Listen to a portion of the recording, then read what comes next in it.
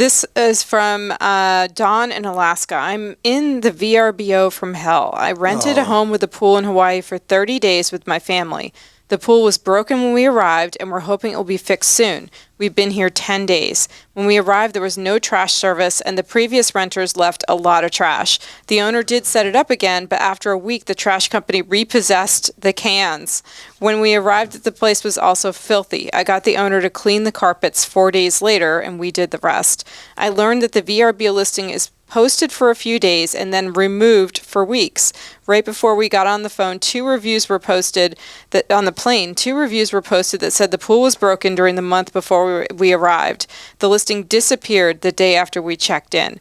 Is there any hope that VRBO will do anything about these issues? Okay, so with anybody in the travel industry, you're doing what they call eating the evidence by staying there. And you need to be all over VRBO, and you want them to find an alternate dwelling for you. And since you're already in Hawaii, you can go check it out to make sure it's not a dump. But this is a key problem with both Airbnb and VRBO, is when a property turns out to be not at all as represented, that they tend to shrug their shoulders. And that's why you've got to be very persistent with VRBO in this case about the problems you're having and the failure of them to police their listings, that somebody can go on and off to try to hide how decrepit the property is crazy. I would also, because of all the fuss going on in Hawaii right now about short-term rentals, look and see if somebody with the main paper in Honolulu has been writing Airbnb stories. Main paper in Honolulu is the Advertiser, Honolulu Advertiser. I should remember that. I feel terrible I don't remember. Or a TV reporter. Yeah, but you want to get coverage. Yeah, the Star Advertiser. So you want to get some media coverage while this is going on.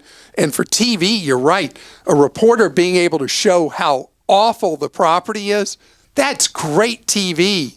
And we're outside of ratings period, so they're not working as hard. So they might really like doing what they call a day turn about the dwelling that you're suffering in. And I'd love to hear back from you how you do with this. But unlike you, Krista, you still book a meaningful number of Airbnb and VRBO stays. I won't book one that doesn't have at least 50 reviews. And that one obviously didn't have any. If they keep taking it down and then putting it back up a month later, there aren't reviews, and that's a telltale, bad sign. It'll say it's a new listing. I never book new listings, too. Well, I got burned twice in a row. And first time, shame on you. Second time, shame on me.